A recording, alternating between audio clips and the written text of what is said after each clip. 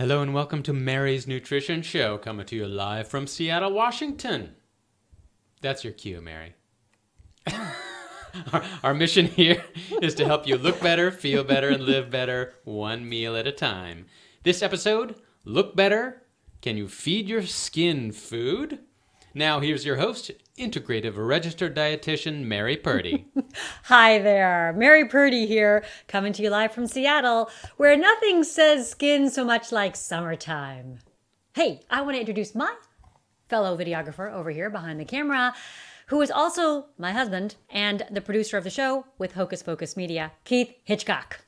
Hello, nice to see you. Good to see you too. It's great to be here. We are going to be talking about skin health tonight, and you are definitely going to want to stick around because if you are dealing with any of those types of skin conditions like eczema or acne or just plain old wrinkling, I'm going to be talking about one simple dietary strategy that you can implement that may have a really big impact. So stick around. Bum, bum, ba-dum, bum. Hey, if you didn't know that there's an audio podcast of this show now, and if you listen to that, you actually get to hear real music and not just me singing. So, and it sounds kind of like that, like with a little bit more orchestration to it. Well, I appreciate that. Yeah, so if you want to check that out, it's at iTunes, and you would just search for Mary's Nutrition Show. Yeah. There you go. It's there. I can't believe it. I searched for it, and there it was. I was like, oh my God, is it that easy? It is. You can subscribe to it. Subscribe. Yes. Yes, very exciting. Please consult your physician before taking any of the recommendations given on this show. You can also consult a registered dietitian of your own. And please also know that the views and discussion today is not necessarily reflective of any of the policies or beliefs of the institutions or organizations with which I associate. Please join the conversation today. If you're watching live, there's a chat window on your right, which people are already participating in. And if you're watching a recording of the live show, there is a comment section under the YouTube video. We try to respond to every comment and question. And FYI, there will be a dedicated Q&A section for you later on. Yes. One more intro here. Mary, who is this? Oh, hey, this is Jasmine. If you haven't been here for the past bunch of weeks, very, very simple explanation. I had surgery with what feels like about 10,000 years ago, and I'm healing nicely. And hopefully we will be saying an official farewell to Jasmine next week. Yes. There's one other request from the audience. They want to see your socks.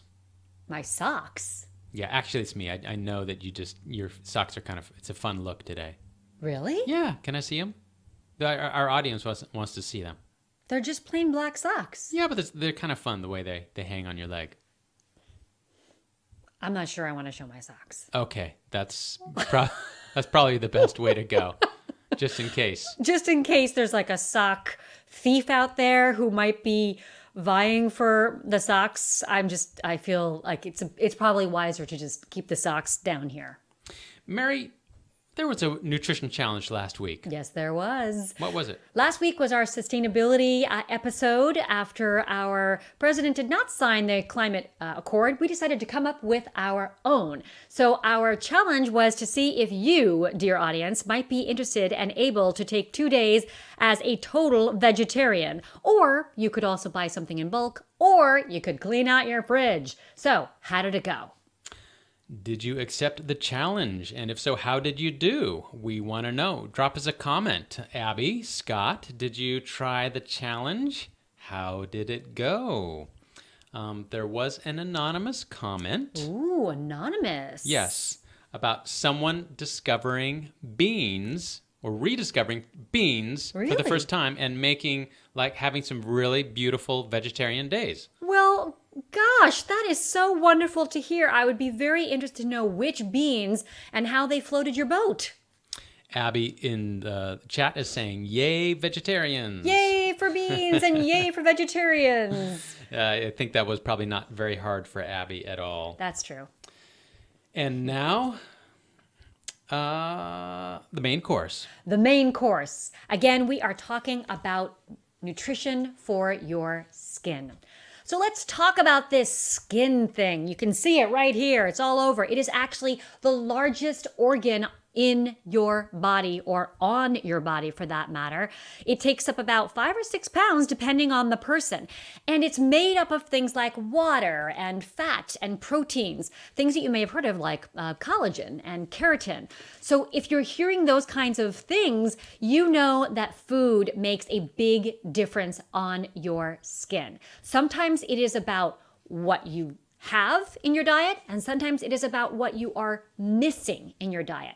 The great thing about skin is that it is a fabulous reflection of what is happening internally. So if something is not going well inside, your skin is going to let you know. It's kind of like that loud party guest who's always letting you know just exactly how she feels. Like, this bean dip's too spicy, or it's freezing in here, or I didn't care much for your friend Karen. That's your skin talking, letting you know that something is amiss. And it's a brilliant, brilliant clue and insight into what you may or may not be doing adequately around your diet. So I'm going to be talking about 3 common conditions that I hear about that people are suffering with around their skin health and are often curious about. So skin topic number 1, eczema, or skin rashes, or dermatitis. Well, when it comes to things like eczema, very often what I have found with patients that I've worked with in the past is that it is due to something that they are eating that is not working well for their body. So they have some kind of sensitivity, some kind of reaction to a food. For some people it's dairy, for some people it's gluten, for some people it's eggs as in eczema. That's very, very true. So I would advise, if there is something that's common in your diet and you're constantly seeing eczema pop up as a result of that commonly eaten food, it'd be great to experiment and try taking it out of the diet to see if that makes a difference. Number 2 around eczema is sometimes it's about a deficiency of omega-3 fatty acids. Eczema is inflammation, essentially, and omega-3 fatty acids can help to bring down that inflammation. So I've worked with people where we just upped the omega-3 fatty acids in their diet and the eczema went down. These are things like your fatty fish, your dark leafy greens have some omega-3s, your nuts and seeds like the walnuts, the chia seeds, the flax seeds, the hemp seeds, that can be very beneficial.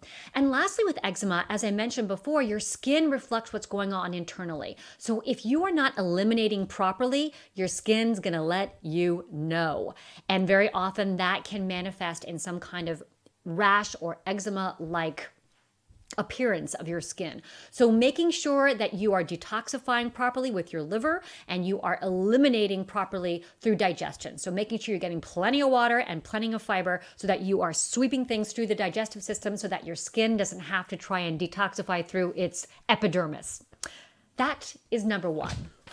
That is already so much, Mary. Really? Yes.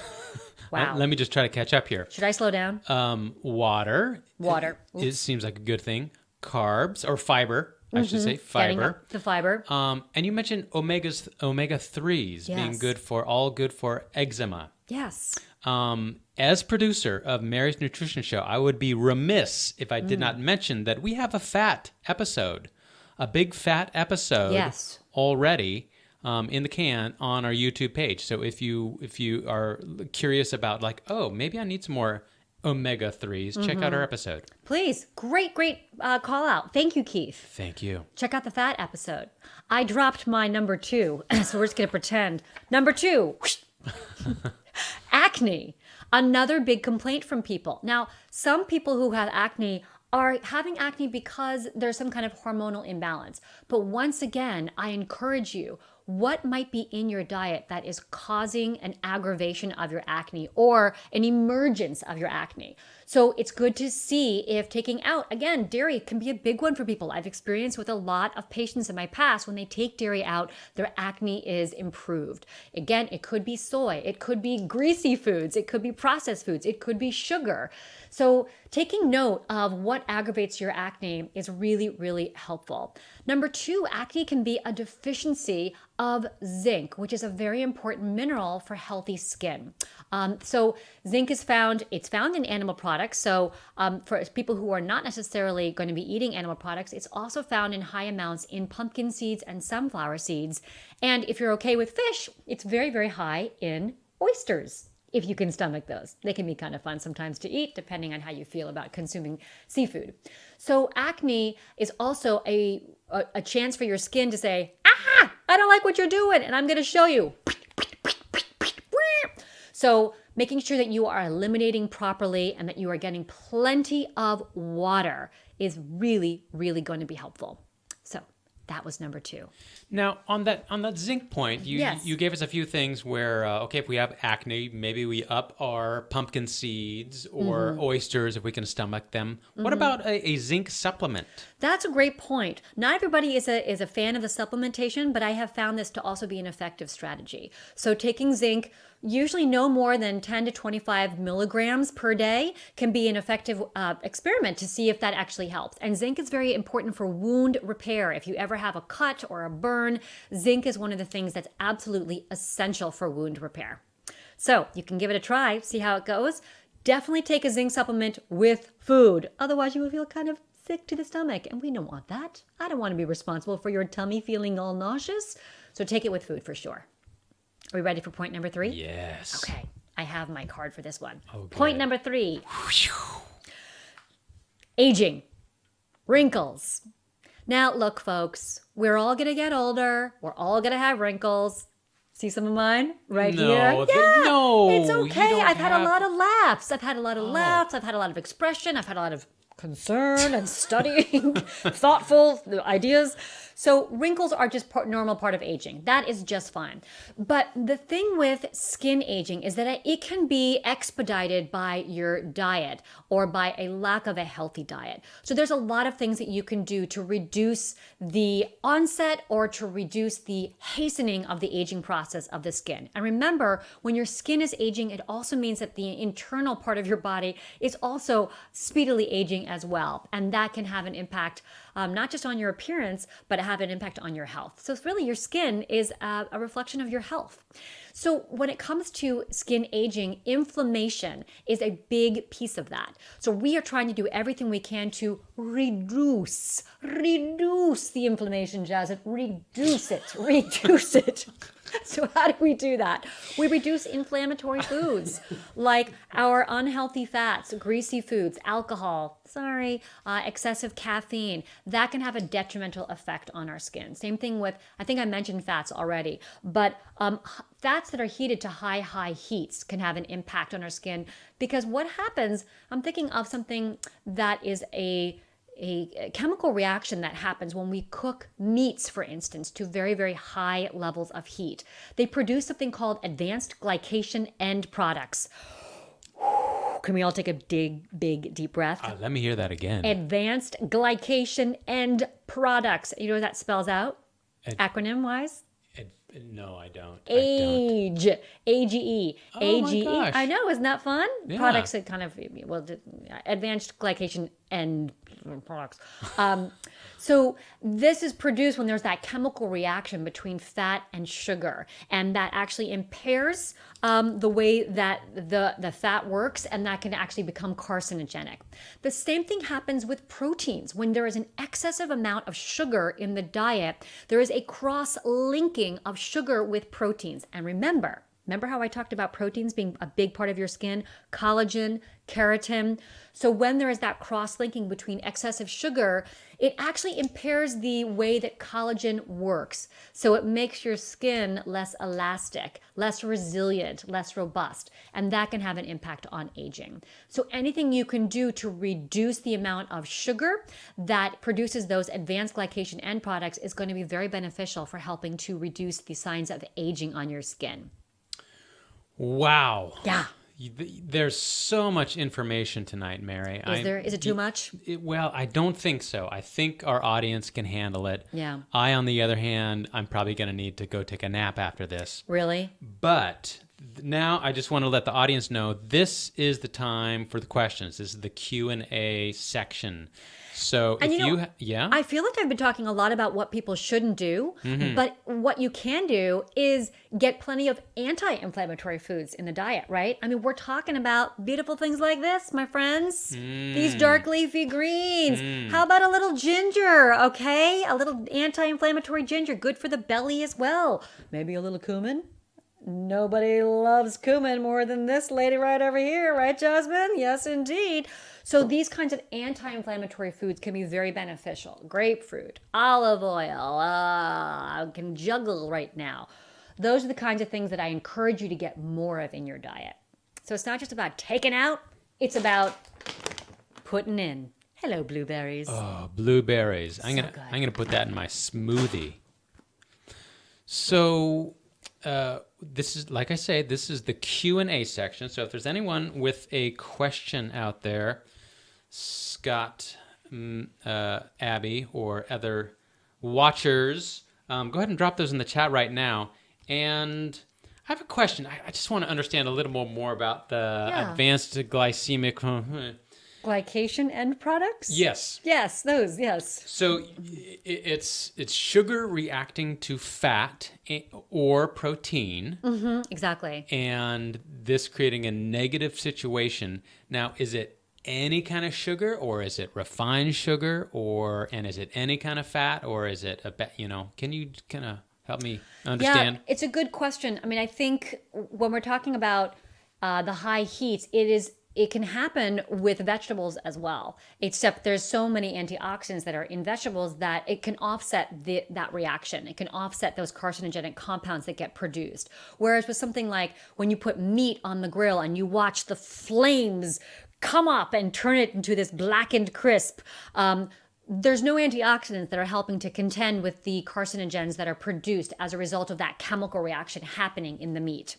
So it's much more pronounced because there's more fat in that meat than there is like the olive oil that you soaked your asparagus in and then put it on the grill. Even though it turns slightly black, it's less of an impact than the ones that come from a big fatty piece of bacon or something.